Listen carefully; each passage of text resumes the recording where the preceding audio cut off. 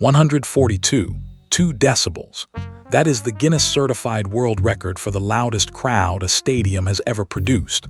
Louder than a jet at takeoff, louder than a chainsaw, and it was made by 70,000 people using nothing but their voices. The place where that record was born is called Kansas City. This time, we follow the World Cup into a hidden gem in the American heartland.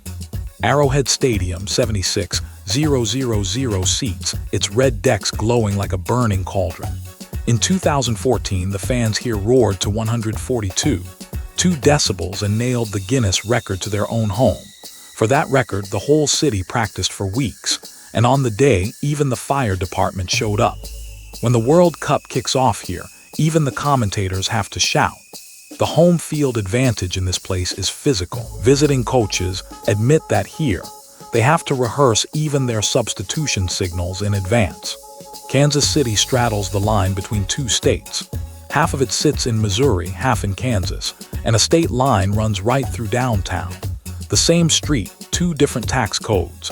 It stands at the very center of the American map, the crossroads of the railroad age, where beef and wheat were shipped across the country. Half of the old wagon trains heading west set out from here. Kansas City was the gate from the old America to the new frontier. More than 2 million people live in this metro, where homes cost a quarter of what they do in New York. The pace is slow, the living is solid. The religion of Kansas City is slow-smoked barbecue. More than 100 barbecue joints fill the city. A brisket goes into the smoker and stays there for a dozen hours, while fruit with smoke wraps into the meat layer by layer. The sauce here is sweet with a kick, thick enough to coat a spoon, one of the 4 great schools of American barbecue. Another one is in Texas, and neither side will ever back down. Locals can argue all night over whose barbecue is best. Then they go eat a third one together. Few people know this is also one of the holy lands of jazz. In the 1930s, the clubs in this city never closed their doors. Charlie Parker blew a new era out of his saxophone right here, and a single street once packed in more than 100 jazz bars. And here is an even lesser-known fact. Kansas City has more than 200 fountains, a number said to be second only to Rome. The nickname City of Fountains is something even Americans often don't know. This city is not big, but its sporting intensity is staggering. The Chiefs won back-to-back Super Bowls, and the whole city turned into a sea of red. The victory parade stretched for miles, and even the fire trucks were painted in the team's red. Attendance at its soccer matches ranks among the highest in the country year after year. Small city, big voice, it is carved into the bone. The World Cup coming here is the first time that fever has faced the cameras of the entire world.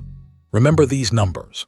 A noise record of 142, 2 decibels, about 76,000 seats in Arrowhead, more than 200 fountains, over 100 barbecue joints, and 1 city across 2 states. Loudest Stadium, capital of barbecue, cradle of jazz. Kansas City, a quiet center of the map, and a loud king of sound. A city that carves itself into World Cup history with smoke and decibels. It needs no beaches and no skyscrapers. Its voice and its fire are its calling card.